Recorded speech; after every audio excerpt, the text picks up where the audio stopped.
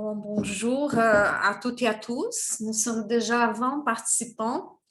On va initier notre réunion. Une seconde, qu'en même temps, je fais ici la démission des gens. Merci de votre présence.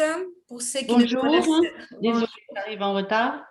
bonjour, nous sommes en train de démarrer. Ne vous inquiétez pas. D'accord, très bien, merci, désolée.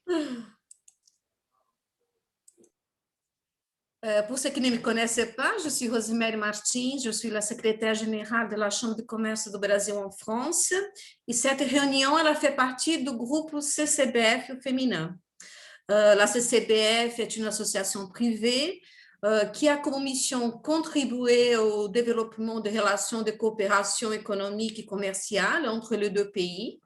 Et le groupe CCBF féminin a été créé en novembre 2016 avec, bien sûr, les femmes membres de la Chambre de commerce, dont l'objectif est de partager les expériences, apporter des conseils, identifier des opportunités de business et favoriser le développement du leadership féminin, qui justement est le sujet de notre réunion d'aujourd'hui, la parité et le leadership féminin.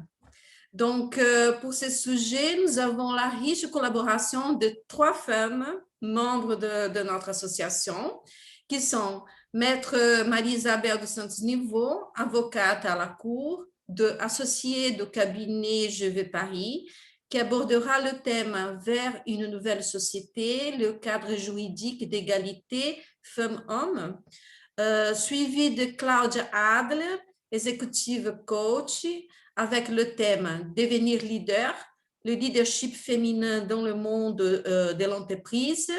Et on finalise avec Patricia Flambert, chargée de relations institutionnelles et internationales France-Brésil de la société FI Group, avec le thème La parité comme vecteur de performance pour les entreprises. On avait prévu quand même un 4e thème, mais malheureusement, notre associée Karen Bobou n'a pas pu être présente aujourd'hui pour raison de force majeure. Mais elle viendra bientôt pour nous parler du thème qui était proposé, c'était le projet de développement au sein du groupe L'Oréal pour l'égalité et la parité des genres. Donc, maintenant, on va commencer et je demande de maintenir le micro désactivé. Comme ça, il n'y a pas de bruit le moment de l'intervenant. Merci beaucoup et je passe la parole à Marie-Isabelle. Bonjour à toutes et à tous. C'est un plaisir d'être ici avec vous.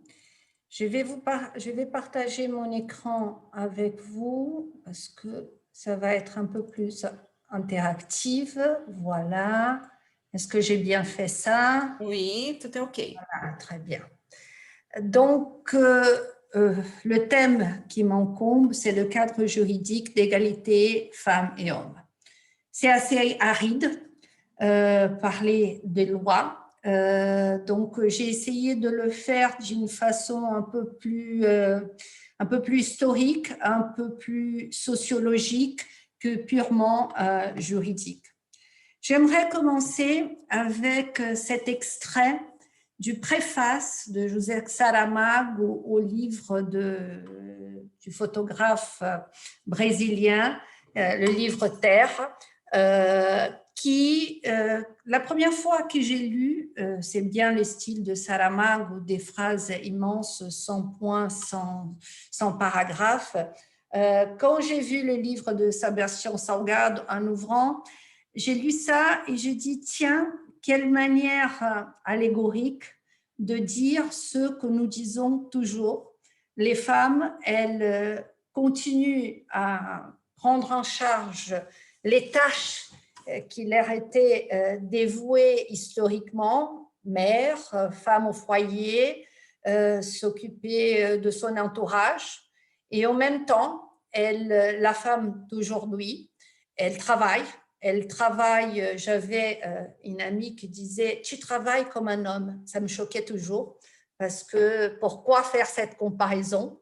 Mais donc, le fait de lire cette comparaison de la Genèse quand Adam et Ève ont été expulsés du paradis en disant que la punition, ça serait que la femme accoucherait dans la douleur et l'homme devrait suer pour gagner le pain, souffrir et gagner le pain pour sa famille, et celle qui a été la plus punie était les femmes, puisqu'elles continuent à souffrir pour accoucher dans l'allégorie et aussi suer pour gagner le pain de chaque jour.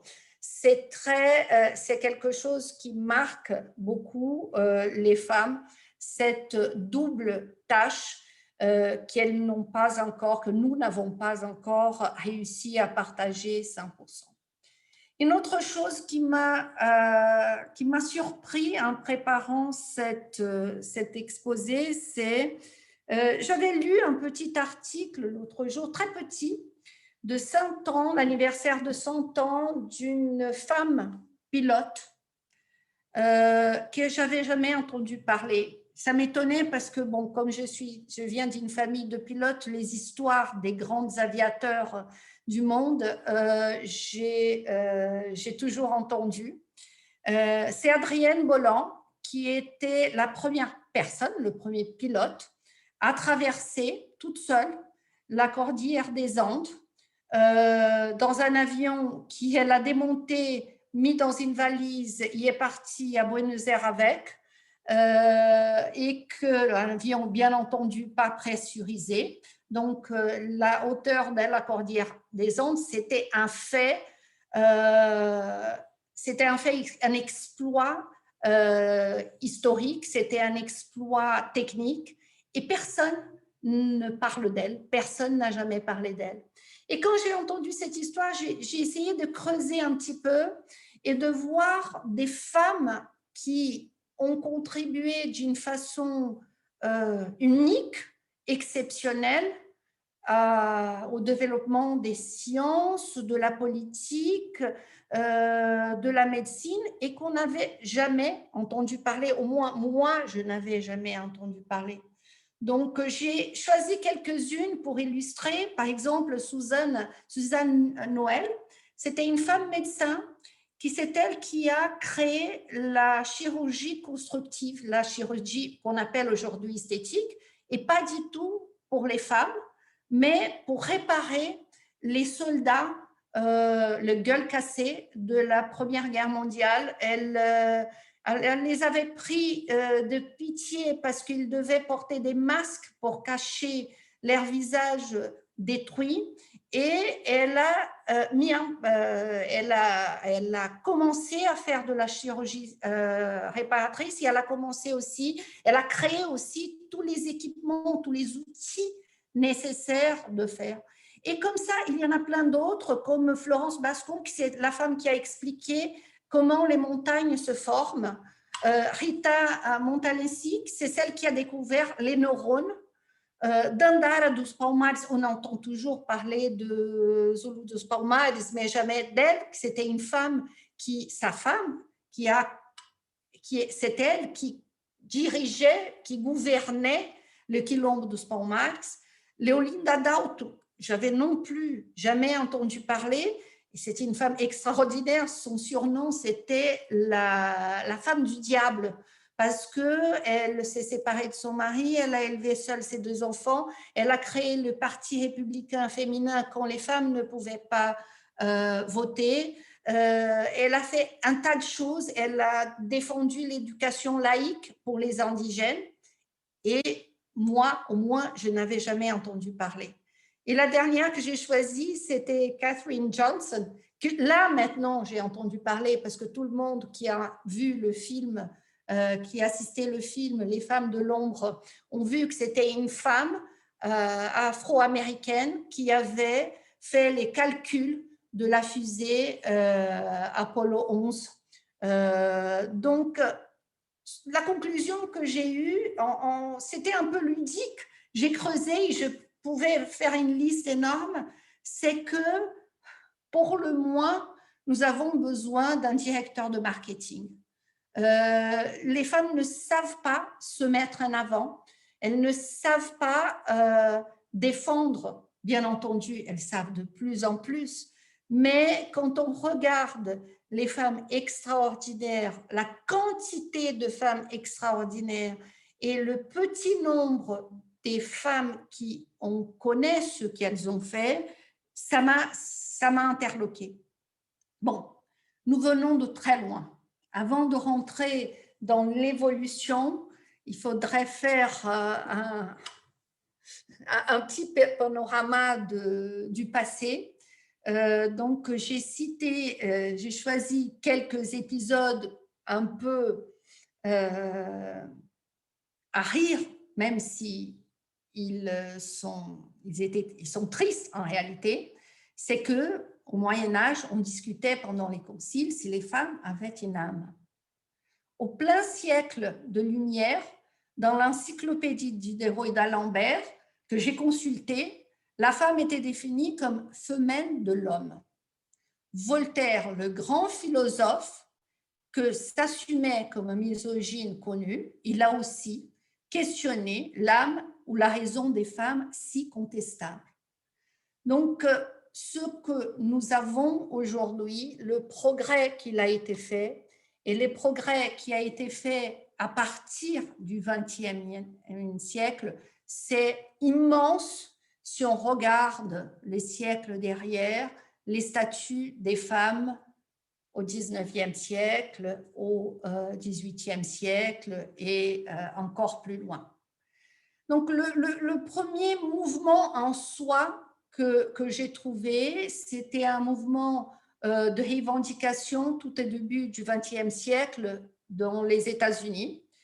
Ensuite, en Russie, une manifestation des femmes pour réclamer de meilleures conditions de travail.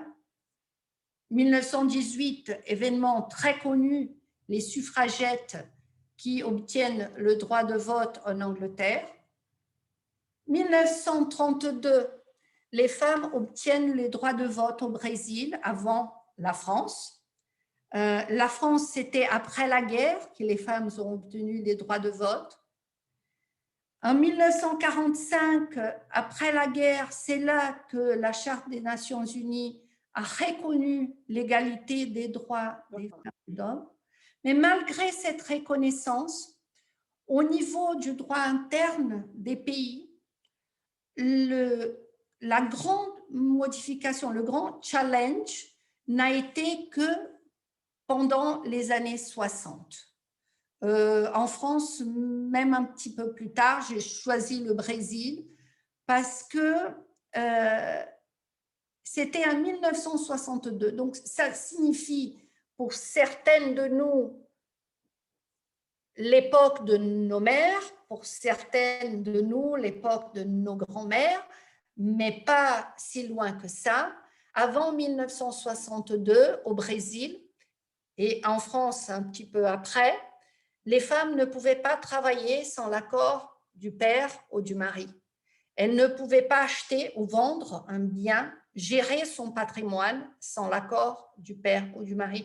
On ne pouvait pas recevoir des héritages sans l'autorisation du père ou du mari. Et encore pire, la femme n'avait pas le pouvoir paternel, l'autorité parentale, comme on dit, patrio poder en portugais.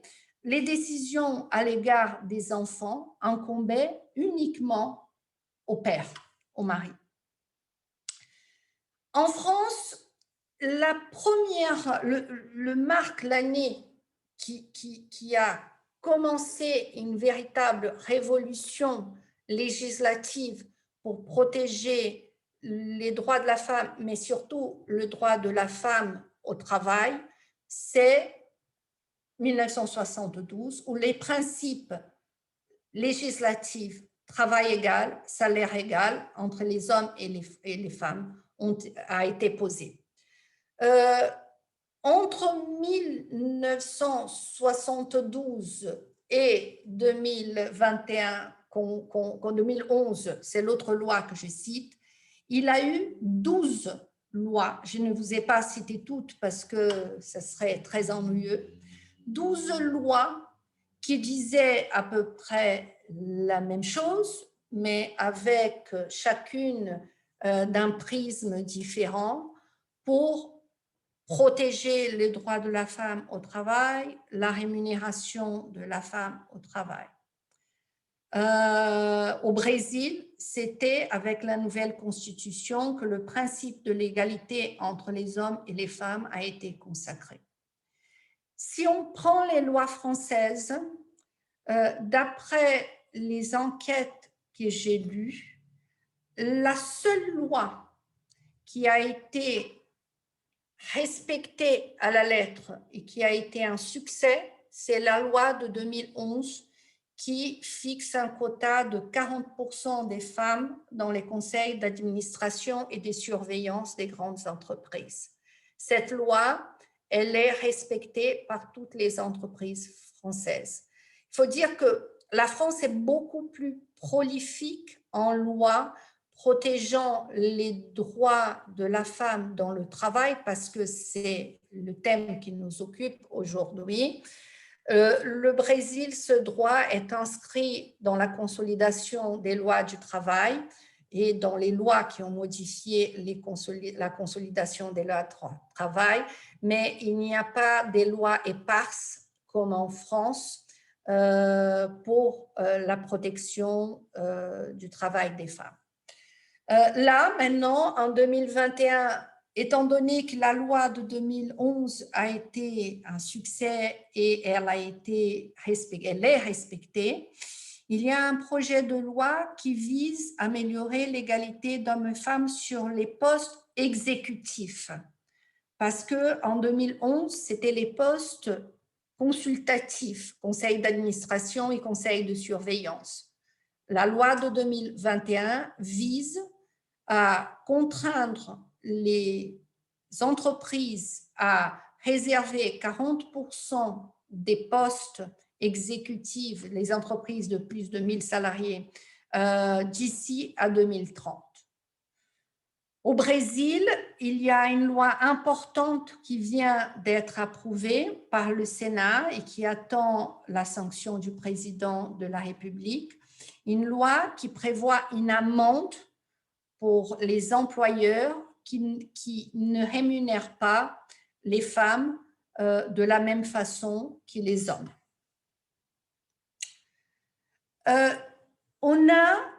J'ai pas voulu lister toutes les lois ni faire un récit assommant, mais il y a un arsenal légal immense en France et au Brésil pour protéger les droits des femmes dans le monde du travail. Mais malgré cet arsenal, l'évolution de fait, elle est très lente. Je vais être très optimiste, on vient de très loin. Ça veut dire au XXIe siècle où cette modification, ces changements a commencé. Avant, c'était des petites manifestations à droite et à gauche, mais il n'y avait aucune loi qui protégeait la femme au travail. Mais les inégalités persistent.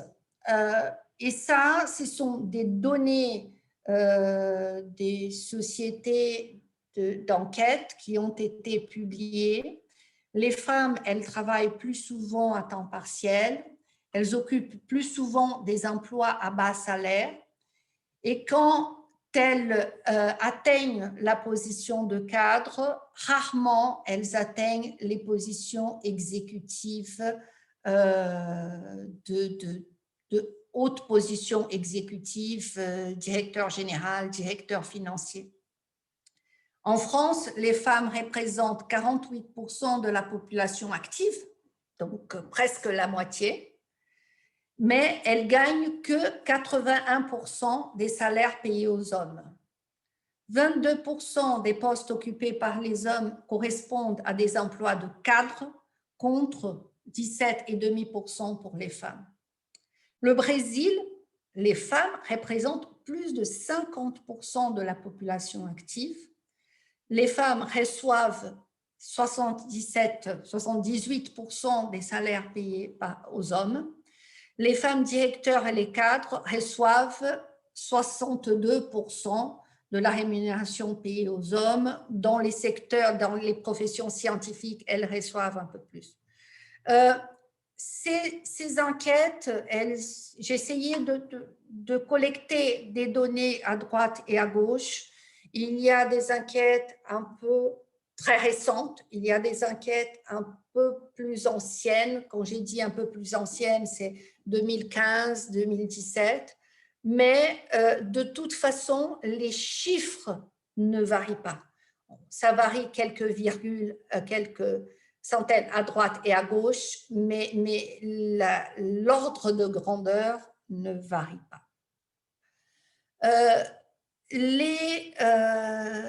Outre la situation factuelle, l'état des lieux qui a été fait, l'état des lieux qui a été fait de la situation actuelle est plutôt sociologique et ils indiquent qu'il y a toujours un préjugé, que le préjugé est toujours un obstacle pour les femmes sur le marché du travail. Dans les secteurs technologie, même si les femmes obtiennent des meilleurs résultats que les hommes, uniquement 30% des postes sont occupés par les femmes et très peu de femmes occupent des postes de direction. Un rapport assez récent du Forum économique mondial sur l'égalité dans le monde a enregistré des améliorations d'égalité dans tous les domaines, à l'exception des inégalités hommes et femmes dans le monde du travail. Selon ce rapport, et c'est un petit peu, j'espère que c'est une projection qui sera démentie, et je suis sûre qu'elle sera démentie parce que la mécanique des droits, des protections des femmes au travail, la dynamique des protections des femmes au travail est très forte et très importante. Mais selon ces rapports, il faudrait 257 ans pour parvenir à l'égalité des sexes au travail. C'est quand même, ça veut dire 2 siècles et demi. Je pense qu'ils sont pessimistes. Je ne veux pas croire à ça. Ceci est dit à la faible proportion de femmes dans les postes de direction, au gel de salaire, à la faible participation du marché du travail et les faibles revenus.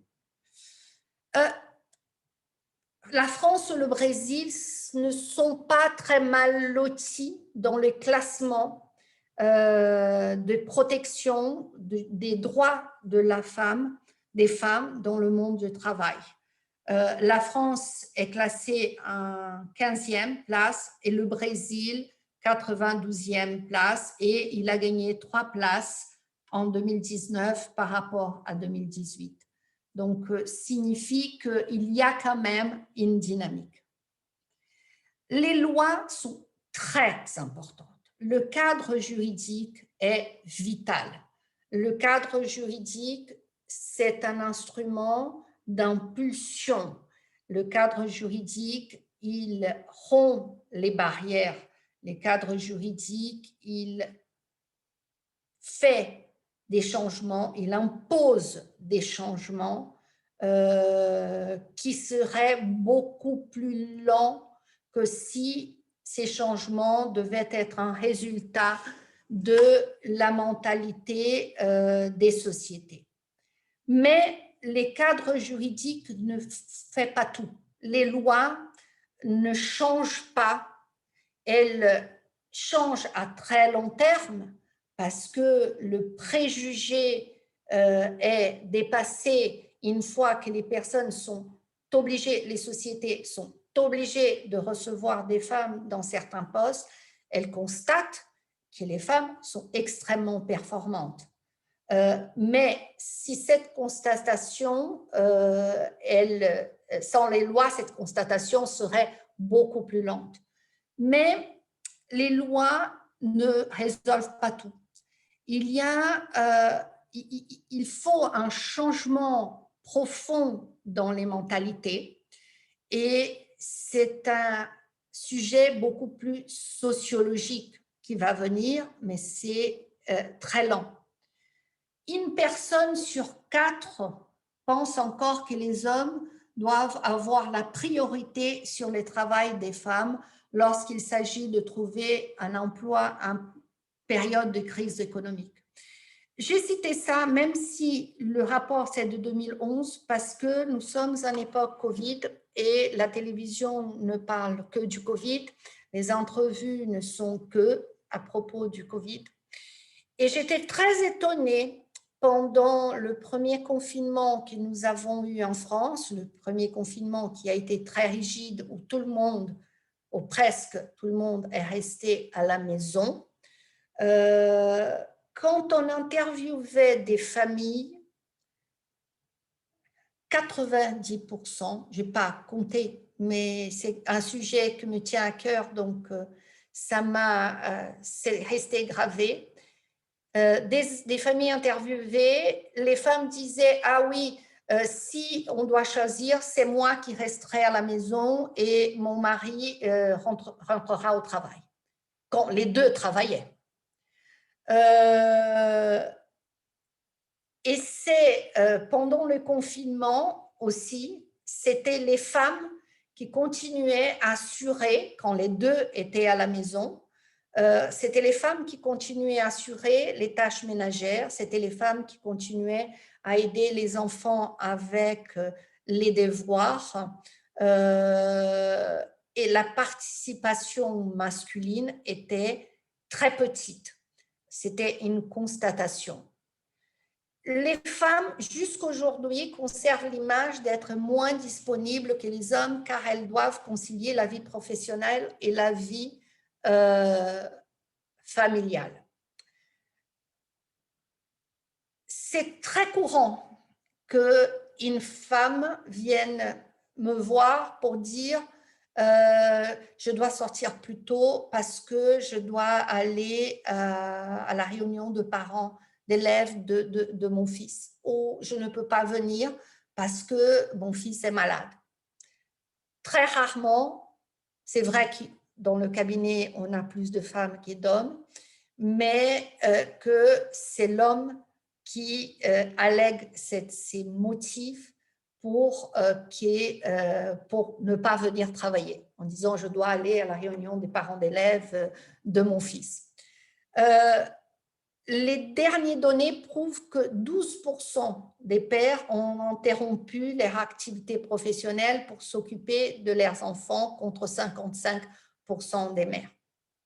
Toutes ces constatations m'ont fait réfléchir sur notre rôle et notre responsabilité pour que cette évolution ne prenne pas de siècle et demi. Est-ce que nous, les femmes, malgré toutes les lois qui nous protègent, est-ce que nous faisons toutes notre devoir pour que les mentalités évoluent le plus rapidement possible? Est-ce qu'on élève nos enfants hommes de la même manière qu'on élève nos enfants filles? À entendre ma fille, je n'ai pas fait ça.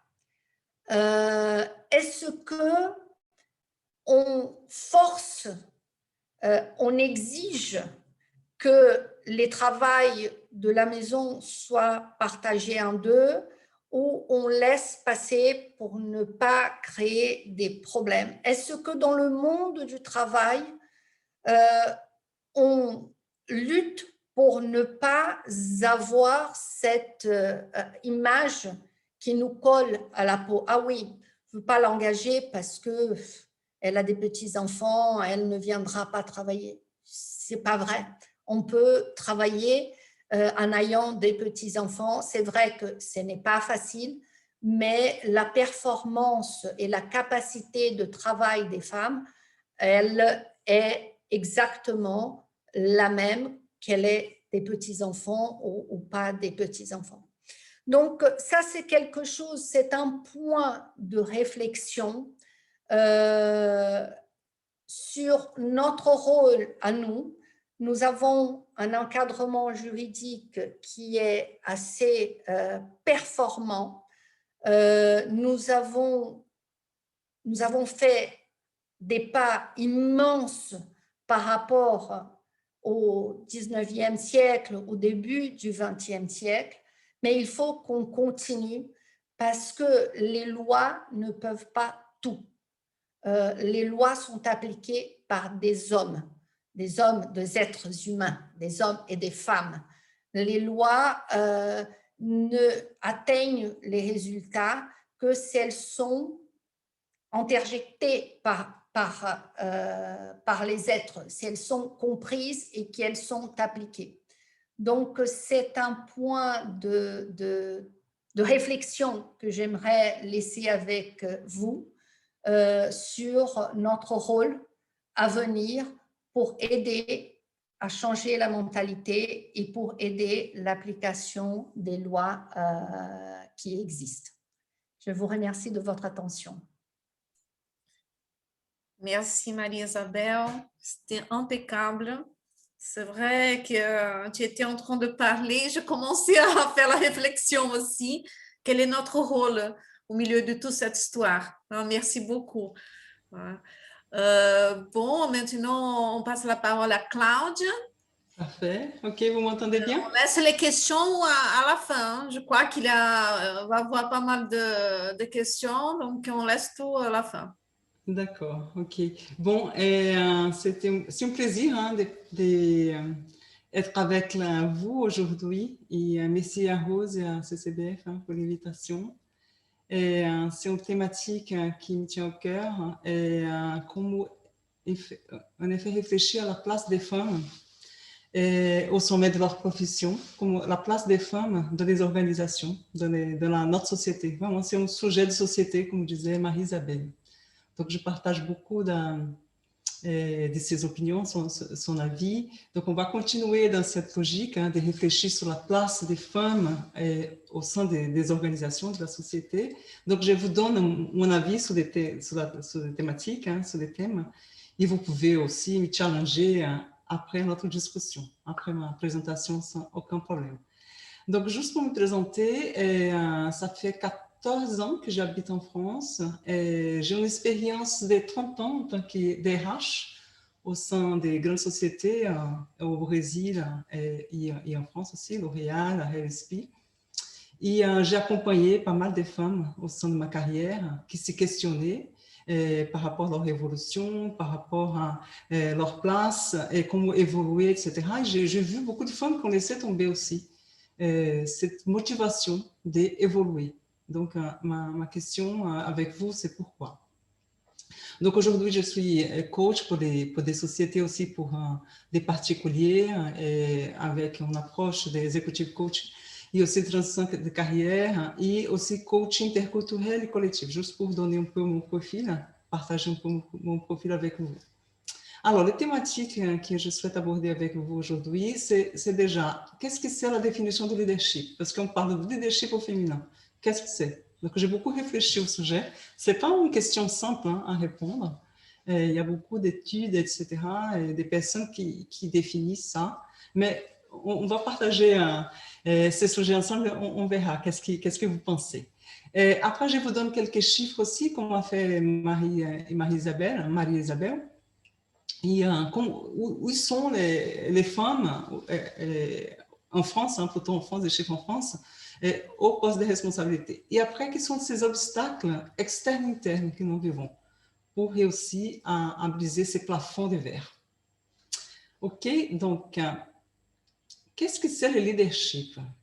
Bon, on dit que le leadership, c'est la capacité d'un individu de mobiliser des énergies d'un groupe, fédérer une action, faire monter les gens à bord et monter la direction, donc c'est guider, influencer et inspirer.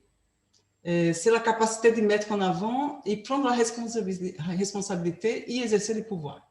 Donc, jusque-là, on parle pas des femmes ou des hommes. Et donc, c'est quoi les attitudes d'un leader? Alors, c'est la conviction intime et profonde de sa légitimité, donc je suis légitime pour occuper cette place. C'est d'avoir une vision convaincante. C'est la capacité aussi d'entraîner les autres en fédérant les intérêts divergents. Et c'est aussi un enthousiasme contagieux, l'aptitude à connecter les gens émotionnellement. Donc ça, c'est les attitudes d'un leader. Alors, et donc, est-ce que le leadership attire au sexe? C'est la question que je me posais en préparant cette présentation pour vous. Alors, leadership au féminin, pour moi, c'est exercer les pouvoirs en tant que femme, au même titre qu'un homme. Si vous voyez au sein de sociétés, les modèles de compétences, on ne parle pas des hommes ou de leadership, hein, parce qu'on parle beaucoup des modèles de leadership au sein des grandes sociétés. On ne parle pas des hommes aux femmes, on parle du modèle de leadership. Donc, c'est le pouvoir exercé pour une femme. Et si les pouvoirs exercés aussi pour les femmes, ça veut dire plus de performance pour les sociétés, ça veut dire pour les organisations. Si on arrive à avoir cette parité, c'est sûr que la performance, on aura beaucoup plus de performance. C'est ça ma conclusion. Donc, quitte des postes à responsabilité occupés par des femmes au sein des entreprises aujourd'hui en France. Et comme Marie-Isabelle a évoqué, la fameuse loi Copé-Zimmermann a beaucoup aidé. Hein. Et malgré que l'évolution était assez lente, hein, si on voit ce qui c'est à partir de 2011 qu'elle a été prolongée, aujourd'hui c'est 45%, on n'est pas encore complètement, environ 45%, on n'est pas encore complètement dans les objectifs, mais on voit que ça monte, donc c'est une belle chose qui est en train d'arriver. Et c'est au CAC 40, hein, c'est les pourcentages de femmes au sein des comités, au sein des conseils d'administration. Donc, les choses sont en train d'évoluer bien.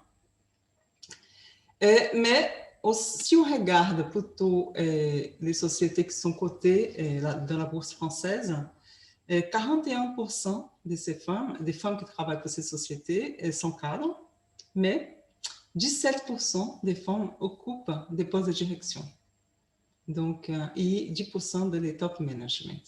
On se demande pourquoi.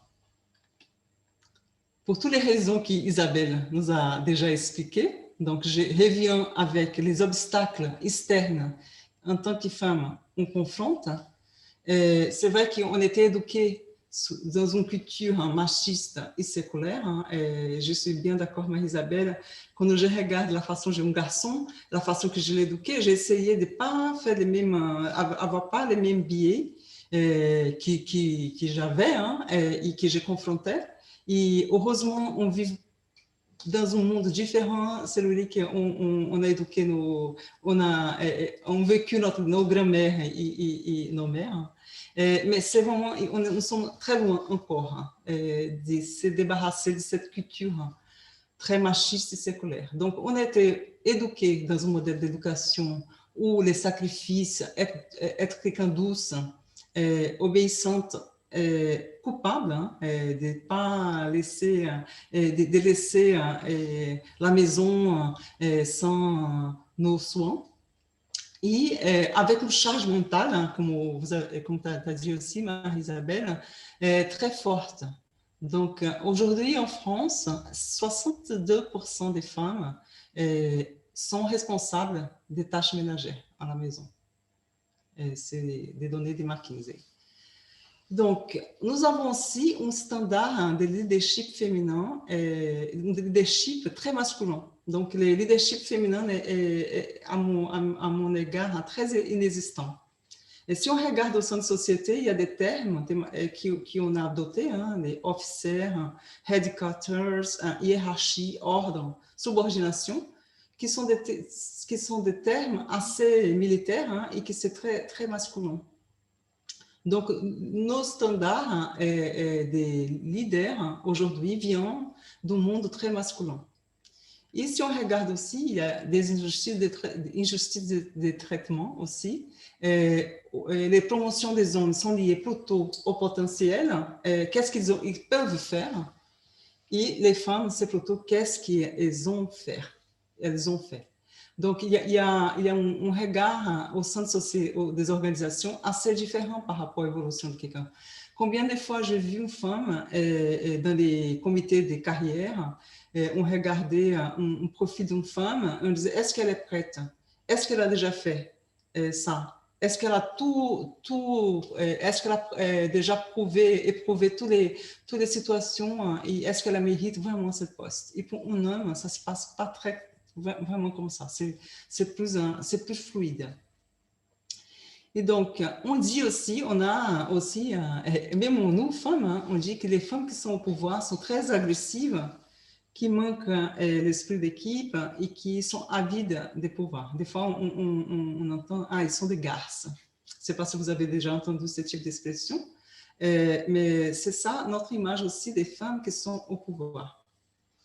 Donc, il y a ces obstacles qui, bien sûr, qui sont externes, mais il y a aussi comme des obstacles internes. Je veux vous parler de ça. Donc, les modèles des femmes au pouvoir que nous avons aujourd'hui, c'est la working girl. C'est quelqu'un qui est déterminé à ne rien abandonner, tout réussir en même temps. L'échec n'est pas envisageable. Il faut vraiment être impeccable, parfaite. Il faut qu'on serre les dents, qu'on a la capacité d'organisation, beaucoup de résolution et d'abnégation. Donc, bien sûr que tout ça, ça nous donne de la culpabilité. Parce que pour être tout ça, il faut qu'on abandonne aussi nos rôles des femmes. On a beaucoup de rôles dans notre vie, donc on est obligé, entre guillemets, à abandonner nos rôles des femmes globalement. Donc, on se concentre dans ce type de comportement. Cette working girl.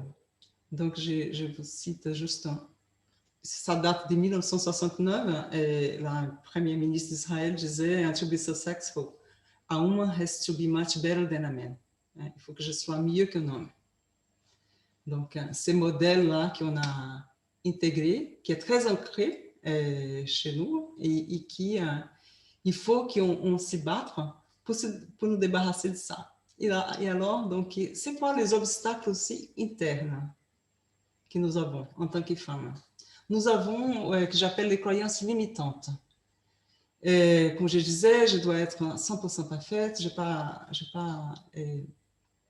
droit à l'erreur, je ne peux pas dire non. Ma féminité est un handicap. Combien de fois j'ai déjà vu, non, il ne faut pas s'habiller en tant que femme parce que ça va donner préjudice à mon travail. Les plafonds de verre, en réalité, de toute façon, c'est comme ça. Il n'y a rien à faire. Donc, je reste avec mes ambitions complètement sans éveiller mes ambitions. Donc, on laisse tomber ça. Et aussi la peur. La peur, quand je dis la peur, c'est les fausses d'ambition. Je ne serai pas appréciée, donc je n'ose pas parce que je ne serai pas appréciée. Et je vais attirer l'attention pour mauvaise raison. Je vais échouer, donc pas de confiance. Et le sentiment d'imposteur. Tout le monde a ce sentiment d'imposteur. Je pense que tout le monde vit ça dans notre vie professionnelle, même si nous sommes très bien préparés pour quelque chose. Même le président de la République, je vous assure, il y a la boule au ventre des fois. Il sent qu'il n'est pas complètement préparé pour quelque chose, mais nous, femmes, je pense que ça, c'est bien présent dans notre comportement. Donc, nous sommes très exigeants par rapport à nous-mêmes. Et si on parle de notre situation par rapport aux femmes qui sont ici, qui sont brésiliennes par exemple, qui vivent ici en France, c'est encore pire parce qu'on va dire, OK, il y a cette couche, OK, je suis une femme, c'est compliqué d'évoluer au sein des organisations, et aussi, je suis étrangère. Donc, il y a un double blocage. Et alors, comment lever tout ça? Qu'est-ce qu'on fait avec tout ça? Hein? Comment lever les obstacles du leadership au féminin? Donc, du coup, je vous invite qu'on arrête les signaux de soumission. Il faut qu'on prenne la parole, qu'on apprenne à prendre notre parole, notre espace, nous mettre en valeur et dire, au lieu de s'excuser, hein, est-ce que je peux vous parler maintenant, monsieur, etc. Non, il faut être plus assertive. Se libérer de la syndrome de l'imposteur, ça veut dire, j'ai ma place ici, je suis compétente, je veux être là, je suis capable et je suis légitime. Et confronter aussi cette croyance limitante, c'est de plus nous culpabiliser, accepter l'imperfection, des fois, ok, personne n'est parfaite, ni les hommes ni les femmes, augmenter la tolérance, comme je dis, la tolérance par rapport à soi-même, savoir dire non clairement, et faire de sa féminité un atout, un actif. En effet, il faut qu'on utilise ça à notre faveur, notre sympathie, notre féminité. Et aussi s'autoriser à trouver des alliés. Ça veut dire trouver un menteur, quelqu'un qui peut nous aider, hein, ça peut être une femme ou un homme, intégrer un réseau de femmes, par exemple, ou un réseau qui va nous aider à nous connecter et à partager nos expériences avec d'autres femmes qui sont aussi en train de confronter les mêmes problématiques ou trouver quelqu'un pour vous accompagner, nous accompagner. C'est toujours très intéressant. Alors, il y a tout ça, ces obstacles qui sont externes et internes, mais il y a beaucoup de choses qui se passent aussi bien en ce moment. Il y a beaucoup de tests de la loi en France, en tout cas, qui stimulent cette parité entre les femmes et parité femmes et hommes dans cette société. Donc, on a parlé de la loi Copé-Zimmermann qui est en train de s'élargir. Et aussi l'index d'égalité femmes-hommes pour mesurer et corriger les différences de rémunération, parce qu'on parle de tout ça, on parle des retards de carrière et on parle aussi des différences de rémunération. Donc, il y a une loi, un index qui est à partir de 50 salariés.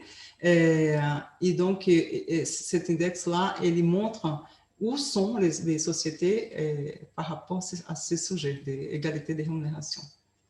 Et aussi, il y a beaucoup d'actions au sein des organisations aussi pour aider et pour faire évoluer les femmes. Ça veut dire, par exemple, les modalités de repérage des hauts potentiels, on appelle ça People Review, où normalement les grands groupes sont en train de placer les profils des femmes, faire une espèce de boost pour les faire évoluer plus vite. Donc, il y a ce type d'initiative. Il y a mentorat et tutorat au sein des sociétés aussi qui sont en train de se développer. Ça fait déjà un moment. Et beaucoup de formations sur la sensibilité et sur la parité. Parce qu'on parle de tout ça, on est pratiquement entre nous. Je ne sais pas s'il y a des hommes avec nous, mais il y a un besoin aussi d'intégrer, embarquer les hommes dans cette réflexion aussi. On ne va rien changer tout seul. Il faut qu'on soit ensemble pour faire évoluer notre société.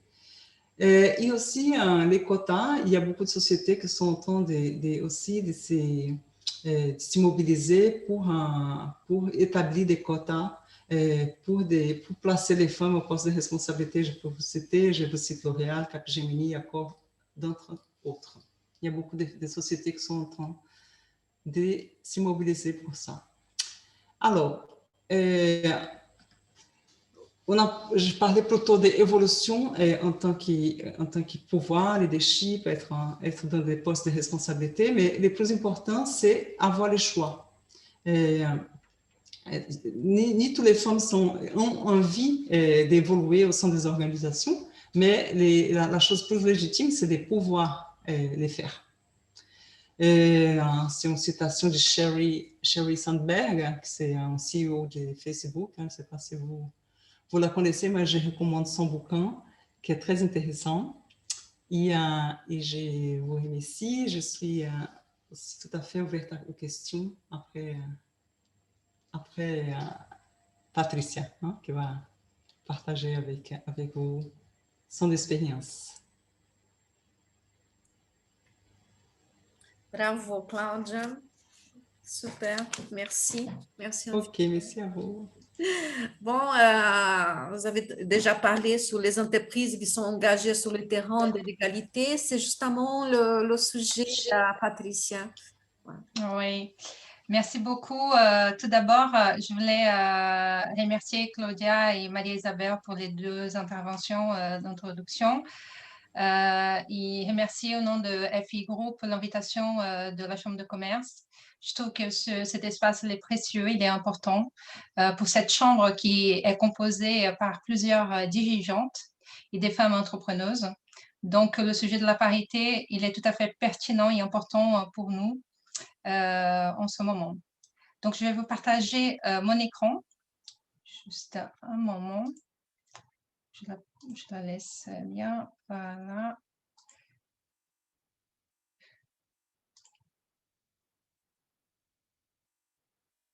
Parfait. Vous voyez mon écran? Oui. Super. Donc, je vais vous parler aujourd'hui sur la parité et la performance, la parité comme un vecteur de performance pour les entreprises. Et je vais vous présenter un peu notre histoire. Mais tout d'abord, je me présente. Je m'appelle Patricia Flambert, je suis franco-brésilienne. Je suis née à São Paulo et je suis chargée des relations institutionnelles et internationales France-Brésil à FI Group. Donc, je vais vous parler un petit peu de l'histoire de FI. FI Group, c'est un groupe franco-espagnol, leader dans le financement de la R&D et de l'innovation. Son histoire, donc, elle démarre en 1991 avec le fondateur Frédéric Boutet et qui crée donc le groupe F Initiatives. En fait, ce n'était pas un groupe avant, c'était une entreprise. Et qui, depuis les années 2000, a connu une forte croissance à l'international avec la création de FI Group et Espagne, et avec l'arrivée aussi de Xavier Casabon, notre deuxième dirigeant.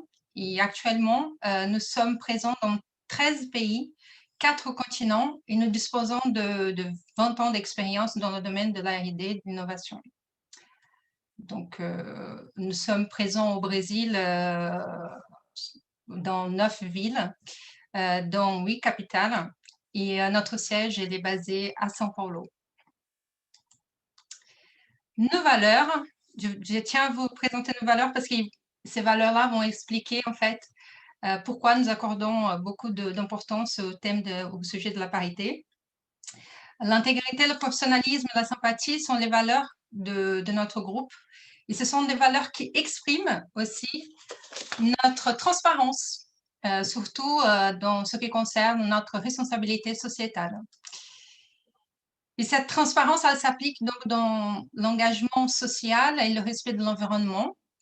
Le groupe FI, on soutient beaucoup des actions qui concernent l'environnement, donc agir afin de préserver l'environnement. On participe à des œuvres de bienfaisance, on promouvoit beaucoup des activités sportives et surtout, nous sommes membres de Global Compact, programme des Nations Unies. C'est un programme important, c'est un pacte important, surtout pour toute la partie qui concerne les droits de l'homme. Et quand on parle de droits de l'homme, pour nous, chez FI, il y a un point qui est important, une démarche d'égalité professionnelle. Donc, c'est à ce point-là que la parité, elle rentre en fait dans notre contexte professionnel. Notre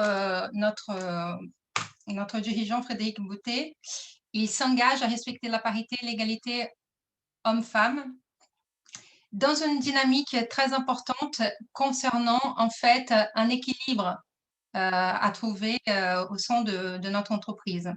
Il faut savoir que comme nous finançons tout ce qui concerne la R&D, on participe de tous les programmes de financement de R&D et innovation. On travaille avec un groupe important au milieu de nos collaborateurs, des docteurs, ingénieurs.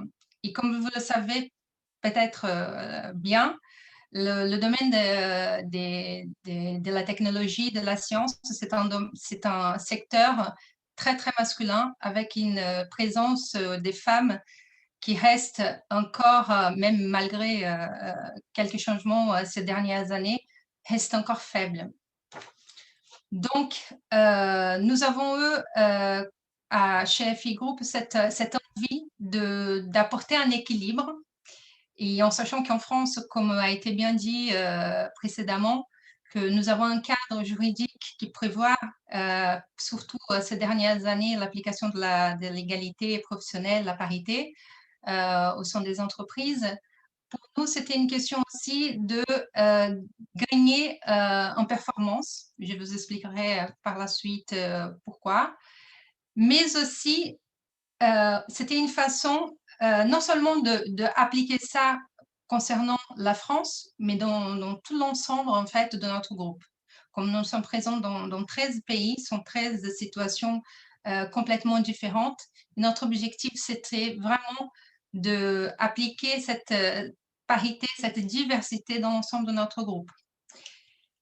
Et à partir de cette prise des décisions, cet engagement de la direction du groupe, qui a été très important, c'est intéressant d'observer qu'on peut parler de parité, on peut créer un cadre juridique, imposer cet objectif aux entreprises, mais à partir du moment qu'il n'y a pas un vrai engagement de la partie de la direction d'une entreprise, la parité, elle ne peut pas être appliquée de manière performante. Donc ça, c'est un point très important à ne pas négliger parce que ça change complètement la notion de gouvernance dans l'ensemble du groupe ou de n'importe quelle entreprise. Et cette notion, cet engagement, il nous apporte cette notion de parité et performance.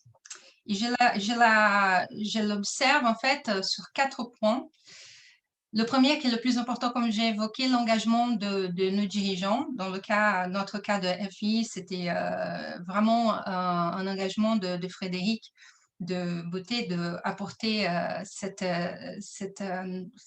facteurs importants au sein de notre groupe et de créer cette diversité.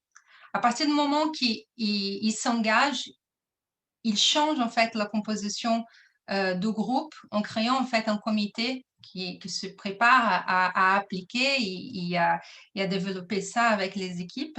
Et on crée un code éthique. Un code éthique qui a été très, très bien, a été créé par notre équipe juridique et aussi par l'équipe RH. D'ailleurs, je tiens à saluer ici notre responsable juridique de code éthique, Solène Desfrais, qui a fait un travail assez remarquable avec toute l'équipe.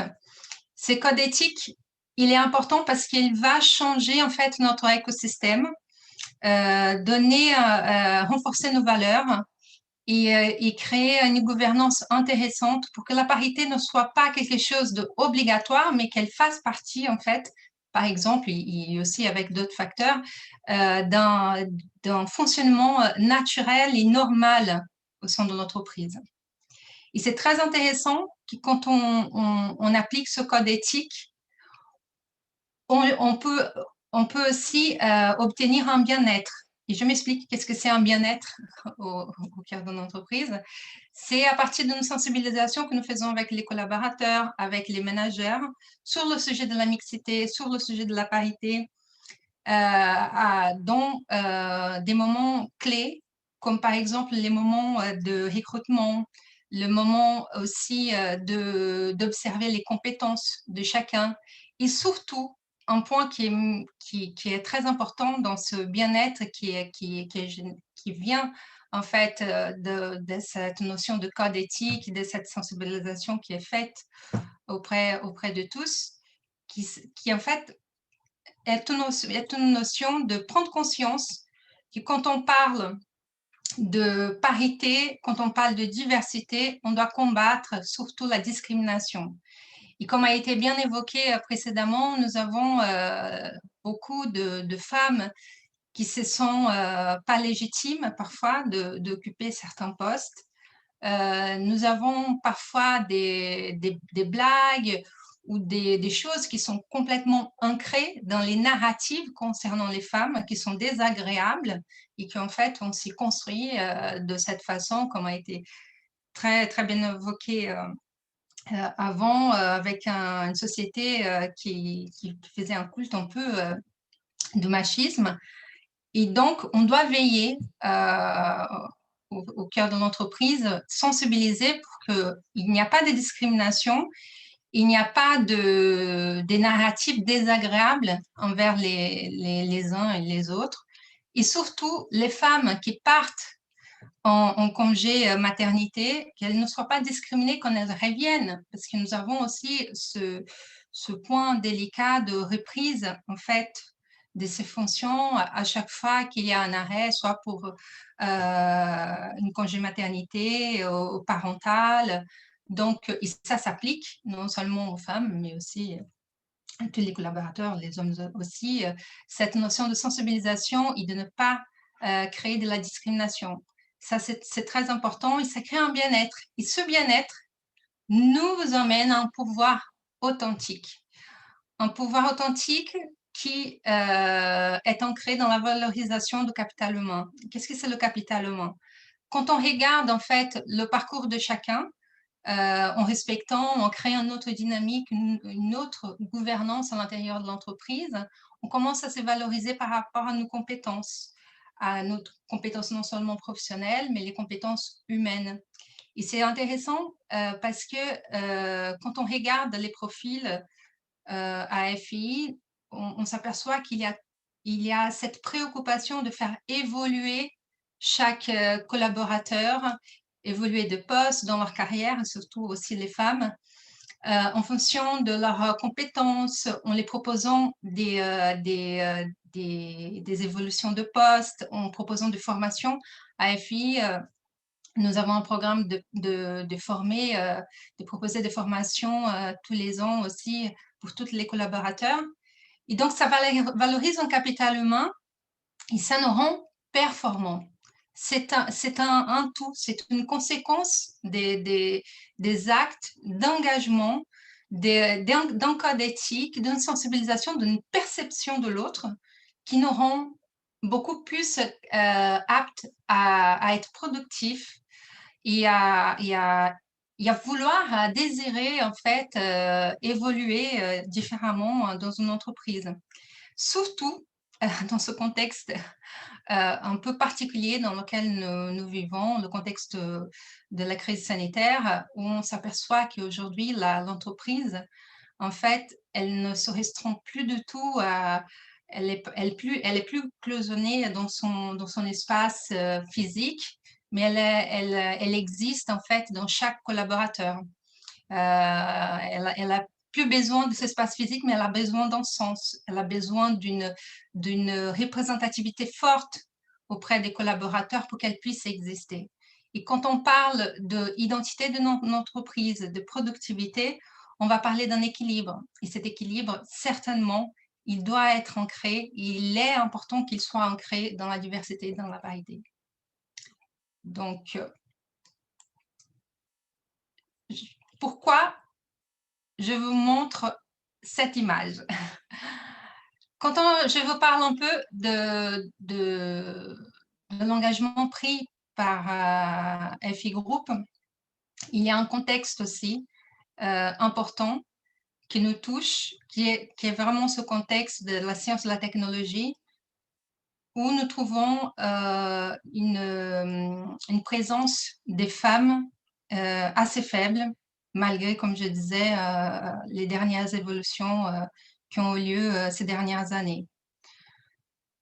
Quand on observe le cas du Brésil, et j'aurais pu citer aussi d'autres pays sur le même thème, on observe que concernant les femmes, surtout ingénieurs, comme dans notre groupe, on travaille beaucoup avec les docteurs ingénieurs, on observe que, par exemple, le Brésil, nous avons, c'est les dernières données récentes de cette année d'ailleurs, c'était le syndicat des ingénieurs qui ont fourni ces données, qui montrent que seulement 20% des femmes font des formations dans les écoles d'ingénieurs. Et surtout, l'école la plus importante du Brésil, la Polytechnique de USP São Paulo, le nombre il est très, très faible, malgré une croissance ces dernières années, qui est très bien reçue, perçue aussi par les femmes qui essayent de motiver cette présence et faire changer cette réalité.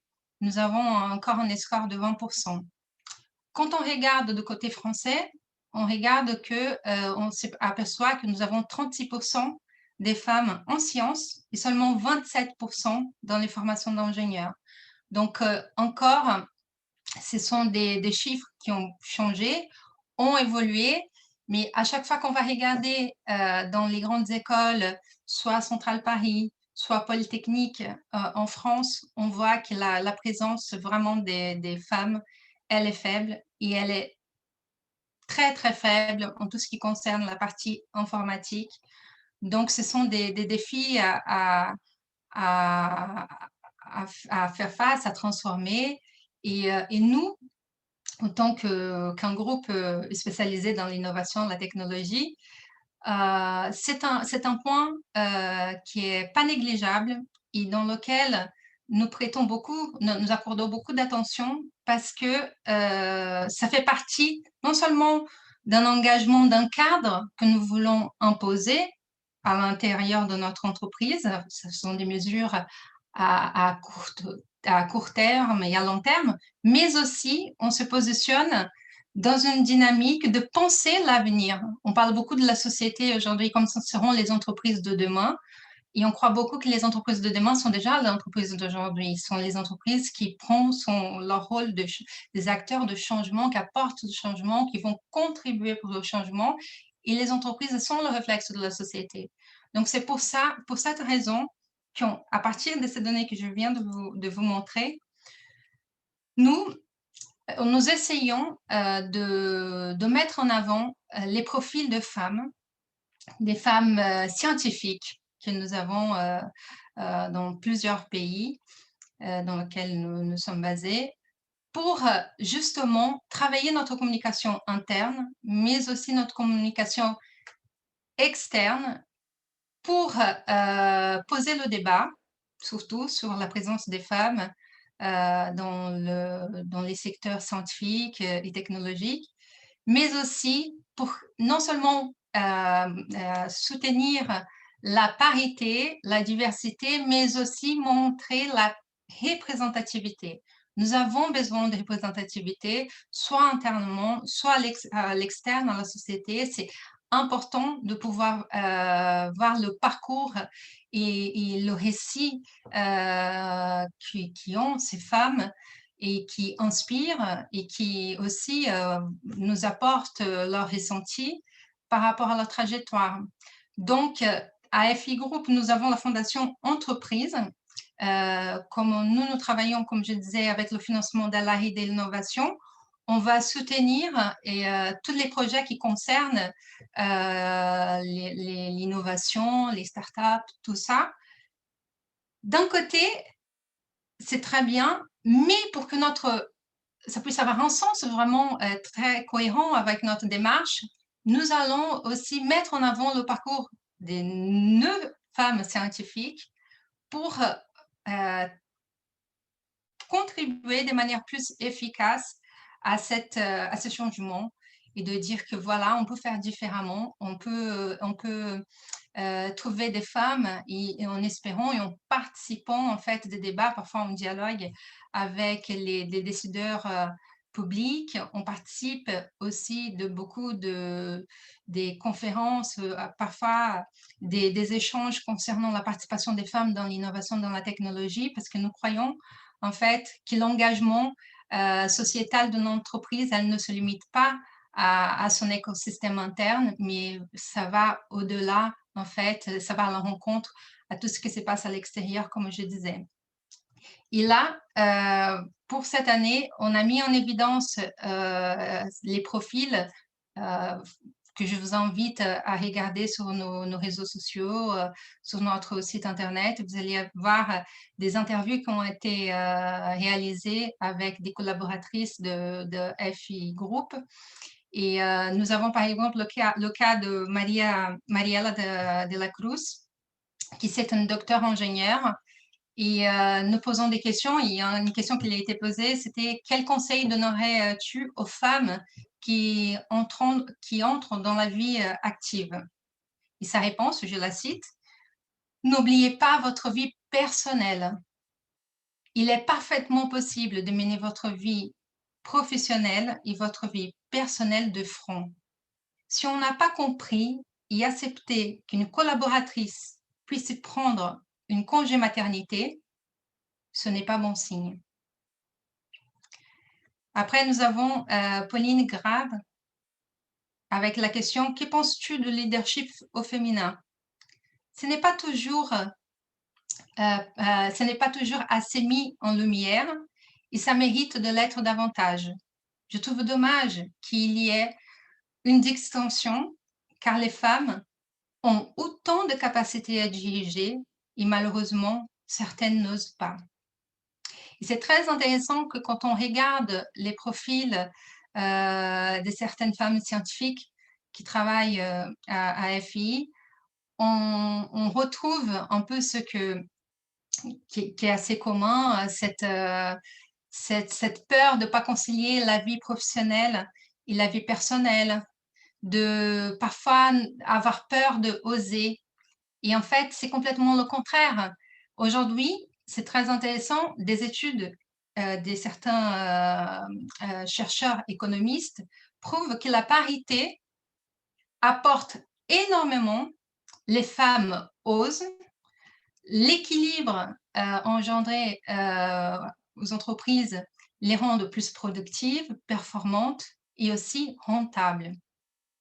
Donc, toutes les images, et comme a été très bien dit, les fausses croyances, les croyances négatives autour des femmes, on commence à s'apercevoir qu'en fait, ce sont des freins qui sont imposés, mais qui doit, pardon, le portugais il me vient, qui doit être complètement enlevé pour que la performance et l'équilibre il soit là et l'écosystème de l'entreprise puisse être beaucoup plus productif et intéressant. Oh, pardon. Je vous fais une pause là, juste pour vous dire que dans cette démarche, nous avons à la tête de notre groupe Maria Corominas, notre CEO global de FI Group, qui exactement incarne aussi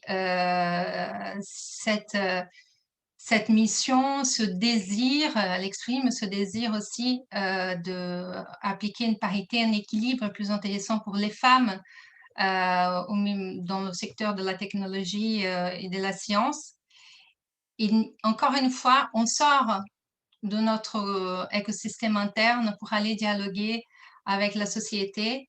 Je vous laisse la parole de notre dirigeante pour que vous puissiez voir dans quelle dynamique nous sommes. Et elle a réalisé cette vidéo exactement à l'occasion de la date de la fête des femmes, justement avec la vision et des objectifs que nous, à F Initiative, nous avons concernant la parité et la présence des femmes dans le secteur de la technologie et l'innovation. Je lui laisse la parole.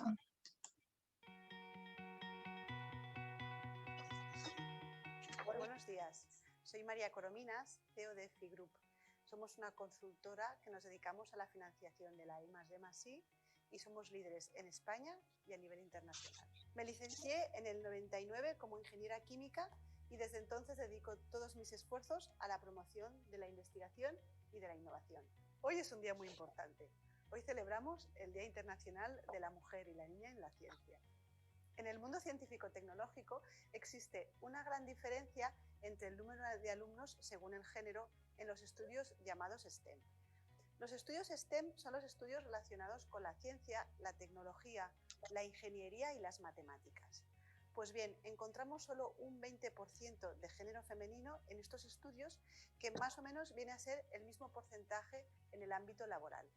Creemos que debemos motivar por igual en la elección de estudios STEM desde los centros escolares. Lo que seamos capaces de construir hoy determinará nuestro futuro. Por eso es muy importante que empecemos a colaborar agentes sociales y empresariales. Desde EFI Group apostamos claramente por la paridad, ofreciendo igualdad de oportunidades. Trabajemos pues juntos para conseguir aumentar la presencia de la mujer en el mundo de la ciencia, la tecnología y la innovación. Gracias a todos. Voilà, c'est très, très intéressant cette message de Maria Corominas parce que on voit que cet engagement, il est important et surtout quand on regarde tout ce qui concerne le soutien qui est donné aux femmes dans ce domaine, on voit qu'il y a des choses qui ont été bien, mais que ça reste encore pas suffisant. Quand on regarde par exemple le prix Nobel en sciences, on observe quand même qu'il y a une différence importante, même si cette année, nous avons pour la première fois un duo de femmes qui ont obtenu le prix Nobel en sciences, dont une Française. Et pour la première fois, on a 4 femmes au total qui ont obtenu ce prix, en sachant que l'organisation de prix Nobel a offert une quantité de prix incroyable. Et pour les femmes, jusqu'à présent, nous avons tout simplement 4. Et je vous présente maintenant un peu le contexte de la parité et de notre vision concernant le Brésil. Quand on regarde le contexte brésilien, comme je vous avais dit avant, nous avons 20% de femmes qui arrivent dans les écoles d'ingénieurs. Et à EFI Group, on essaye, avec ce contexte et le manque aussi de femmes dans le domaine, de créer un équilibre intéressant. Et je vous montre maintenant nos données tout frais qui a été envoyé par Vanessa Pereira Montignoli. Elle est notre RH de São Paulo, de notre siège, et elle montre qu'en fait, notre équipe au Brésil, nous sommes dans un total de 172 personnes, composées de 82 femmes et 90 hommes. Et dans cette équipe, nous avons des postes de directeur et manager, avec une totalité de 39, dont 19 femmes et 20 hommes. Donc pour nous, ces données-là, ils sont très importants concernant le Brésil, surtout qu'il y a à peu près 2 ans, pendant une mission que j'ai réalisée à São Paulo, j'ai profité pour échanger un peu avec le profil, pour connaître un peu les profils des collaboratrices de FI, et j'ai découvert pendant les interviews que la plupart de nos collaboratrices, ce sont des femmes qui sont les premières dans leur famille à avoir fait des études supérieures et qui maintenant, dans notre entreprise, occupent des postes très importants et qui sont en train de changer non seulement la réalité sociale de leur famille, mais ils sont en train de travailler pour l'innovation et la technologie dans le pays. Donc, c'est un peu notre fierté de voir qu'avoir cette vision qui vient de la direction et incarner une gouvernance interne dans chaque pays porte ses fruits. Et ça explique aussi pourquoi nous avons une performance importante dans nos prestations de services, la façon comme nous accompagnons nos clients, nos idées innovantes. C'est pas par hasard que aussi, quand je vous ai parlé des valeurs de FI Group, la sympathie, elle est là, parce que le capital humain, pour nous, il est très important et ça ne pourrait pas être différent sans intégrer en fait la parité, la diversité. Quand on regarde notre ADN, autant que multinationale, la parité, elle est juste une conséquence finalement, parce que notre ADN il est composé par une diversité culturelle, une diversité de genre, une diversité linguistique. Et je pense que cette diversité, elle crée un équilibre indéniable pour une projection positive, non seulement de l'image, bien sûr, du groupe, mais une progression très positive, constructive dans notre prestation, notre travail, notre pouvoir de création et innovation. Et ça se ressent, en fait. Et c'est un des points qui, pour nous, est très important et dont nous sommes très, très fiers. Et j'arrive à la conclusion en vous montrant L'Oréal. J'ai une pensée pour Karen de L'Oréal. J'espère qu'elle va se rétablir et que tout se passera bien. Parce que, en fait, ainsi comme AFI Group, L'Oréal joue un rôle très important. Je vous ai parlé de notre engagement à soutenir les profils de femmes scientifiques. On soutient les projets d'innovation, certains projets de start-up. C'est des sujets qui nous tiennent à cœur. Et quand je regarde du côté de L'Oréal, L'Oréal a créé, en voyant aussi cette problématique de ne pas avoir de représentativité des femmes scientifiques, va créer un prix avec l'ONU pour mettre en avant en fait les profils de femmes scientifiques qui apportent énormément pour la science et la technologie. Et je trouve ça très important. Et quand je regarde la démarche L'Oréal et la démarche que nous avons à FI Group, est vraiment très important, et surtout de faire une prise de parole, de pouvoir dialoguer. J'espère qu'on aura l'occasion d'entendre Karen de nous détailler plus l'expérience de L'Oréal dans ce domaine de la RSE, de la responsabilité sociétale, parce que les entreprises, les grandes entreprises ont un rôle à jouer important. Elles sont capables d'échanger beaucoup de choses.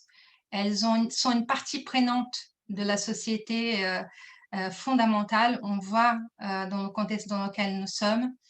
Et elles sont capables de montrer que la diversité des talents est source de performance. Quand on regarde L'Oréal, quand on regarde FI Group, ça se voit dans la composition, ça se voit dans leur démarche de transparence, ça se voit aussi dans la performance, le professionnalisme que les deux entreprises mettent à disposition de ses clients, et aussi dans le dialogue qui chacune, à sa façon, essaye d'établir avec les décideurs publics et aussi privés. C'est important. Et je remercie énormément la Chambre de commerce du Brésil de nous donner cette opportunité en tant que groupe d'exprimer, parce que parfois on parle beaucoup de la parité des besoins, et c'est très important de pouvoir partager comment on les applique.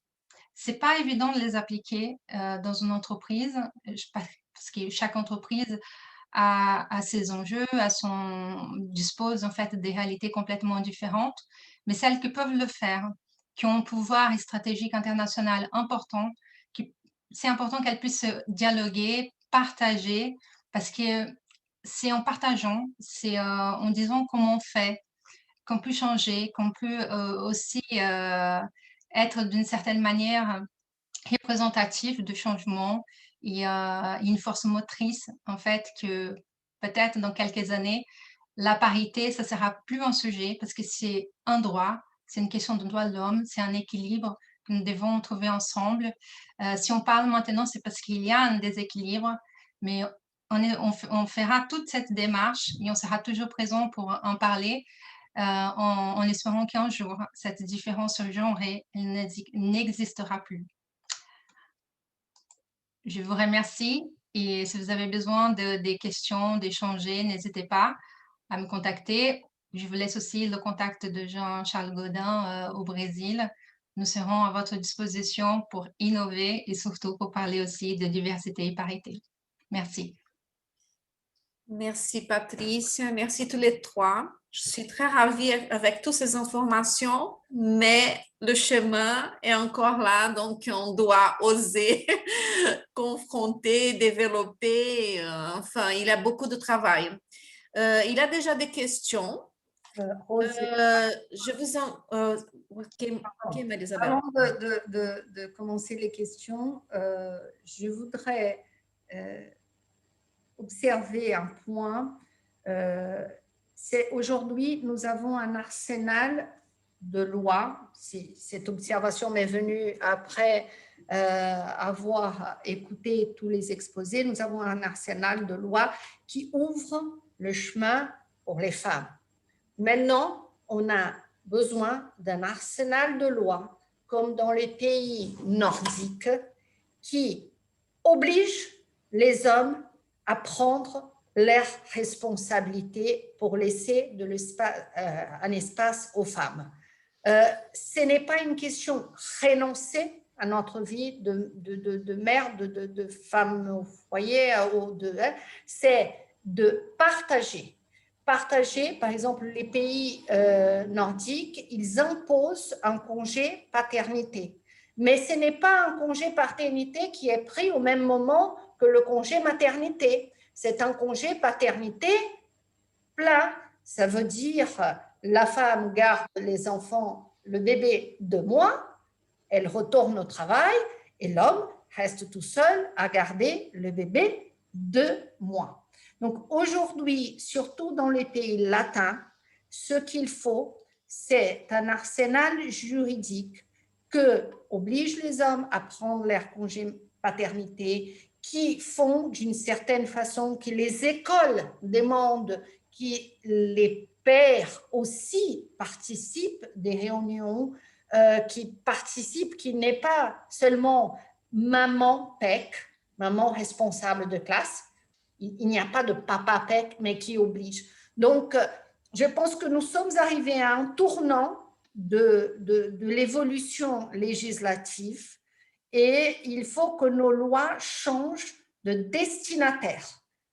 C'est plus des lois protectrices, mais ce sont des lois qui imposent les hommes à assumer les rôles. Bien entendu, ça va prendre du temps, mais si on ne fait pas, ça prendra les 245 ans là que les pessimistes ont prévu.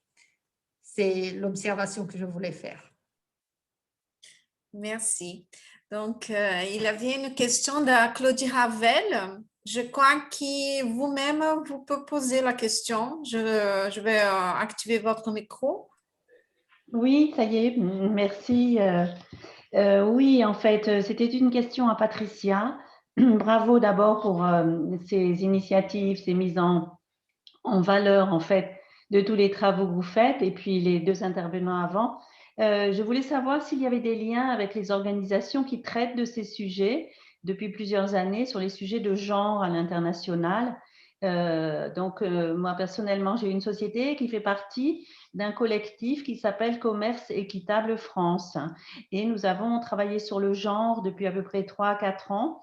Et c'est important, à la fois genre de tout type, multiculturel, hommes et femmes, et également au niveau des âges, des considérations âge, jeunes, etc., mutualisation avec les anciens. Voilà, est-ce que vous avez ce type de rapprochement ou pas?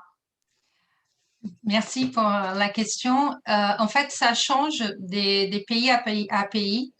On gère des situations avec la question du genre et de la parité dans, comme je disais, dans 13 pays dont les réalités non seulement juridiques et sociales sont différentes, Oui. culturelles aussi. Concernant le Brésil, la partie du Brésil, il y a une activité assez intense de nos équipes concernant les soutiens et échanges sur les sujets. Concernant la France, nous essayons de participer le maxi possible à tout ce qui concerne la participation des femmes, non seulement les femmes dans la science, la technologie, mais avec aussi un côté entrepreneuriat. Nous avons plusieurs institutions avec lesquelles nous avons des participations pour en discuter. Avant la situation Covid, on pouvait se voir et être un peu plus actif dans ce sens-là. J'ai participé moi-même avec un groupe qui existe en France qui est chargé exactement sur l'échange sur ces sujets pour mettre en avant les femmes entrepreneuses, mais aussi toutes les femmes pour la parité concernant la science, la technologie. On a essayé, et on essaye à chaque fois d'établir des dialogues, non seulement avec les personnalités politiques au Brésil comme en France, et des autres entreprises françaises qui étaient sur place pour témoigner non seulement sur la productivité, mais avec les idées innovantes aussi concernant leurs équipes. Et ça a été très, très bien. Et nous avons même dialogué avec certaines personnes en France pour dire il faut faire plus. Il faut faire plus. Il faut faire plus parce que ce n'est pas assez. C'est pas normal qu'on reste quand même dans une, si on regarde à niveau global, on reste quand même dans des pourcentages qui dépassent pas 30% de participation des femmes dans la partie scientifique et technologique. Et nous avons tellement de choses à faire. C'est dommage que Karim, elle n'est pas là parce que L'Oréal, et c'est pour ça que je me mets maintenant en dehors de FI et je parle en tant que franco-brésilienne et en étant chercheuse avant d'être à FI Initiative. Moi, je salue énormément le dialogue que ces groupes ils peuvent avoir. Là, ce que nous faisons aujourd'hui, c'est une réflexion importante, c'est une place qui est donnée dans une chambre de commerce où les grands groupes doivent s'exprimer, et non seulement les grands groupes, les femmes entrepreneuses, les PME, tout le monde, parce que c'est un sujet actif, la construction. Donc, parfois, c'est une chose après assez personnelle que je remarque, que parfois on se ferme dans des cercles de discussions concernant à telle ou telle association et institution, mais il faut qu'on s'ouvre, qu'on parle. C'est un sujet politique, c'est un sujet sociétal. Et les entreprises, comme je disais, elles ont un rôle à jouer. Aujourd'hui, la situation de la crise sanitaire nous prouve de manière concrète et statistique que nous vivons dans une société qui s'organise en fonction du travail. Vous avez vu combien de changements nous avons vécu avec la crise sanitaire dans notre réorganisation avec le travail. Donc, le travail est au cœur de notre société d'aujourd'hui. Donc, si on veut faire de changements sociétal, les entreprises, elles ont un rôle à jouer. Donc, on doit parler, comme je disais avant, je remercie énormément la Chambre des commerces pour cet espace parce qu'on doit aller de là. Notre débat, il faut qu'il aille non seulement en rencontre des organismes qui s'en chargent, mais pour moi, ça me fait plaisir, Madame Ravel, qu'aujourd'hui on échange, parce que de savoir que chacune, à sa façon, est en train de contribuer à mûrir ce débat et à construire un vrai changement, en fait. Oui, et puis, juste, si vous me permettez, connaissez-vous l'organisation qui s'appelle Femmes 3000? Ce sont les femmes du 3e millénaire. Donc, je suis membre depuis une vingtaine d'années. Et donc, ça vise à mettre en valeur toutes les femmes qui sont des politiciennes, des écrivains, des journalistes, des chefs d'entreprise ou même toute femme active qui a besoin d'exprimer des choses. Et en fait, ce sont malgré tout des groupes qui sont liés comme Commerce Équitable France. C'est pas un petit collectif, ça touche des milliers et des millions de personnes qui montent des entreprises ou des liens avec différents pays au monde. Donc, je peux parler de ces mutualisations-là globales, hein. Effectivement, pas d'enfermement, ça je suis d'accord avec vous, d'enfermement dans des petits groupes qui vont parler en fait des mêmes sujets quelquefois. Donc, c'est très très bien ce que vous faites. Ah, mais n'hésitez pas à nous contacter. Vous avez mon contact à la fin. N'hésitez pas à m'envoyer. Ça nous intéresse. Il y a beaucoup de choses à dire. Le temps, il est restreint. Mais c'est vrai qu'à AFI, nous avons cet engagement de non seulement développer la parité et la diversité, mais aussi on a beaucoup de démarches à motiver nos collaborateurs à participer des associations, à découvrir, à s'engager autant que citoyens en fait aussi. Je pense que ça c'est important et une entreprise elle peut le faire. Donc on essaye et d'ailleurs nous avons en parlant sur la thématique des femmes, nous avons eu un projet il y a déjà quelques années en Afrique. Nous avons aidé les femmes. On n'a pas aidé parce qu'elles avaient la force qu'il fallait. On l'a juste soutenu parce que c'était des femmes entrepreneuses qui ont créé une boulangerie et qui ont fait vivre tout un commerce dans un village. Et c'est énorme. Et ça, c'est des initiatives que on doit être, comme je dirais, des vecteurs de construction, en fait, de dialoguer et de pouvoir créer non seulement un réseau de réflexion, mais un réseau d'action. Je pense que ça, c'est un point important sur ce sujet. Merci beaucoup. Débora, elle a levé la main.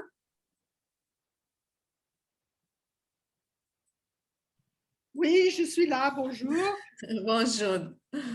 Bonjour à toutes, je vous parle depuis la mairie de São Paulo. Je suis ici à l'invitation de Maître Isabelle Niveau. Merci beaucoup, Maître. Et félicitations d'abord à la Chambre pour cette initiative qui est fantastique. Je voulais vous dire tout simplement que je suis ravie d'entendre les entreprises françaises qui ont déjà une pratique équitable homme-femme, qui essayent d'introduire ça dans les entreprises au Brésil. Mais je voulais aussi vous dire que malheureusement, beaucoup trop d'entreprises étrangères, françaises ou d'autres nationalités, n'ont pas les mêmes pratiques ici au Brésil que chez eux, que dans les maisons mères. C'est pourquoi il est important de faire cette alerte et de dire que les mêmes normes qui sont pratiquées en France doivent être pratiquées ici au Brésil. Maître Niveau a dit avec beaucoup d'emphase que la législation laisse beaucoup à désirer, qu'on aura à faire beaucoup de choses sur le chapitre légal, mais il est important de dire que même avant, on peut déjà se serrer les coudes et travailler ensemble pour une pratique équitable, autant au Brésil qu'en France. Merci beaucoup. Merci à vous, Débora, pour votre participation. Vous voulez répondre à quelque chose, Maître Isabelle?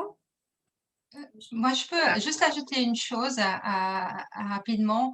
Je trouve très intéressant votre remarque et je la trouve très, très juste et importante. Et c'est pour ça que nous, quand notre dirigeant il s'est engagé, c'était un désir. Et c'est pour ça que je disais, cette question de la parité, il faut qu'elle soit un souhait, un véritable souhait de la direction, parce que sinon, elle ne marchera pas.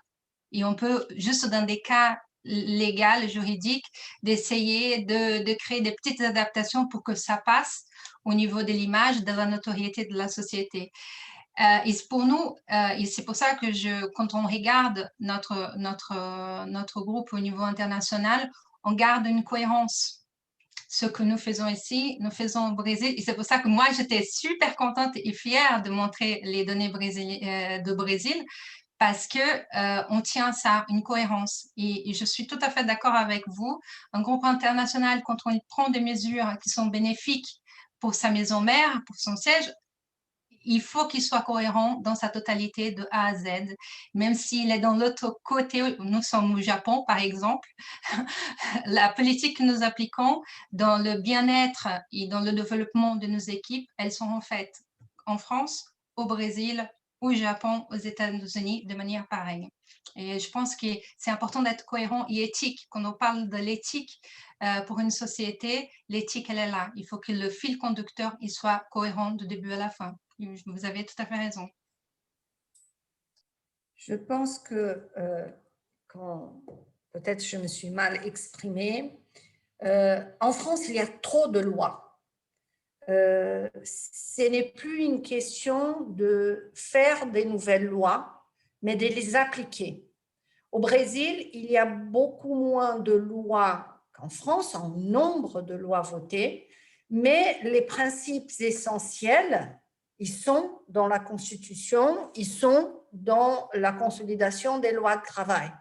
Donc, l'arsenal juridique aujourd'hui, d'un côté ou de l'autre, de façon différente, intégré dans les systèmes juridiques, il est, à mon sens, pour cette création de quotas pour les femmes, cette pénalisation quand les sociétés payent des salaires moindres pour les femmes que des hommes, pour ouvrir les droits aux femmes. La législation, l'état des lieux que j'ai fait en me préparant pour aujourd'hui, j'étais franchement étonnée de l'arsenal législatif que nous avons aujourd'hui. Mais c'est pour ça que je dis, seulement la loi n'est pas, c'est pas le seul élément qui va faire changer la réalité. Les mentalités doivent changer. Et les mentalités, c'est une question d'hommes et des femmes, c'est une question de communication, c'est une question de visibilité. C'est très bien de parler des sociétés qui le font bien. C'est un exemple, c'est génial. Mais il faut aussi parler des sociétés qui ne le font pas bien. Peut-être pas en le mettant dans les bancs des accusés, mais en essayant de comprendre si un jour il aurait des sociétés assez courageuses pour venir dans un forum comme ça et dire « je ne fais pas » et nous expliquer pourquoi cette société ne fait pas. Peut-être parce qu'il manque d'une articulation, d'avoir quelqu'un comme Claude à l'intérieur pour guider, pour ouvrir les yeux, pour mettre de warning pour eux. Donc, ce n'est pas aujourd'hui, la loi, elle est là. Ça ne sert à rien de créer d'autres lois. On va changer, comme on dit au Brésil, seis por meia dúzia. Oui, il y a un petit virgule, il y a une petite amélioration, mais ce qu'il faut, c'est mettre le sujet sur le tapis. Il faut en parler, il faut casser le tabou, il faut discuter, il faut faire des mea culpa, il faut lutter à l'intérieur du couple, il faut se faire une auto-analyse pour dire est-ce que moi, comme femme, dans ma vie, est-ce que je me comporte de façon à faire bouger les choses? Est-ce que je donne les bons exemples? Est-ce que je me dispute avec mon mari, avec mon compagnon pour qu'il prenne ses responsabilités? Ou est-ce que je joue la Wonder Woman qui assume toutes les tâches qui existent avec la culpabilité que nous devons nous en débarrasser? Voilà, si j'ai passé la mauvaise impression qu'on a besoin de plus de lois, je m'excuse, on a besoin de paroles, on a besoin d'action, on a besoin de montrer, de discuter, de mettre sur le tapis, parce que uniquement comme ça, la situation va évoluer. Juste, si je peux intervenir un peu, Rose, c'est vraiment rapide. J'étais DRH au Brésil et ici en France. Donc, j'ai vu les efforts qui sont nombreux, hein, des grandes sociétés, etc. Et je suis d'accord avec Marie-Isabelle et Patricia qu'il faut avoir l'engagement du CEO, des grands niveaux de la société pour qu'on puisse pousser ça, ces lignes-là. Et je pense aussi qu'il faut inviter les hommes aussi dans cette discussion parce que tout seul, on n'arrive pas. Qu'ils comprennent aussi tous ces sujets que nous sommes en train de discuter ici et désembarquer dans sur cette discussion-là. Parce que tout seul, je ne pense pas qu'on va réussir. Et c'est bien d'avoir la loi, à mon avis, avoir des quotas, etc.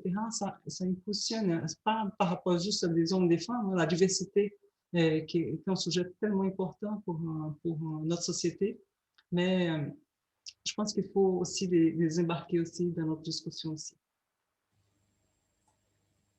Merci. Merci pour tous. On a avancé un peu plus l'horaire, mais le sujet est tellement passionnant.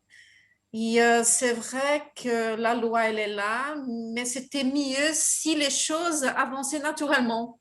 Oui. Si on n'avait pas besoin vraiment de tous les temps rappeler, non seulement les sociétés et tout, mais ici à la maison, nos compagnons et tout, parce que il y a des gens qui ont des difficultés de comprendre que le monde est en train de changer. Il va changer de plus en plus. Je crois que la nouvelle génération a déjà compris un peu ça. Mais aujourd'hui, si on regarde dans les sociétés, on doit rappeler beaucoup à l'ordre, rappeler beaucoup qu'est-ce que la loi elle a dit, parce que les gens ont du mal quand même à comprendre, parce que écoutez qu'aujourd'hui, il y a encore des gens qui discriminent la femme à cause de la congé maternité, c'est un cauchemar, c'est horrible ça. Mais je suis hyper optimiste, je crois que nous sommes dans un changement mental de planète. On parle non seulement France, Brésil, mais en général, non seulement de ces sujets de parité homme-femme, mais dans plusieurs autres sujets. Et nous sommes dans les chemins, donc c'est important. Donc, ces espaces dans la Chambre de commerce, c'est justement qui nous, on peut quand même aborder des sujets comme ça. Et peut-être les gens qui sont qui travaillent dans une grande entreprise, ils peuvent commencer à faire quelques travail de changement aussi. Donc, qui chacune, on peut faire quelque chose. Et après, on va vraiment ne pas avoir besoin d'en discuter ça, et seulement d'apporter le résultat. Donc, c'est un travail quand même grand. Mais merci beaucoup à tous. Je ne sais pas s'il y a quelqu'un qui est en train de participer, s'il veut ajouter quelque chose. Je voulais juste m'excuser auprès de Maître Niveau. Elle a été très, très claire. J'ai très bien compris ce qu'elle a dit. Le problème, en effet, ce n'est pas que nous manquons de loi. C'est qu'ici au Brésil, nous avons ce qu'on dit « lei que não pega ». C'est des lois qui ne sont pas exécutées, qui ne sont pas considérées. Alors, c'est là le problème. Je m'excuse, Maître, vous avez été très clair. Merci. Ce n'est pas seulement au Brésil. En France, c'est par curiosité, je vais vous adresser la quantité de lois qui a été approuvée de 1971 jusqu'à maintenant. Et si il y a eu tellement de lois, c'est parce qu'il y a de lois, lei que não pegou. Donc, la nécessité de voter une autre. Voilà, ce n'est pas l'apanage de notre pays, non, Deborah. Bon, merci, merci à tous, à toutes, parce que nous sommes 100% féminines aujourd'hui. Merci à toutes pour la participation. Et on va continuer ce type de réunion pour en discuter des autres sujets parce que je trouve que c'est très, très important. Et un merci tout spécial à Marie-Isabelle, Cláudia, Patrícia, qui ont collaboré avec votre temps pour justement pour pouvoir faire ça. Et c'était magnifique. Merci infiniment et à bientôt à tous. À toutes. Merci. Bientôt. Merci, félicitations. Merci, merci.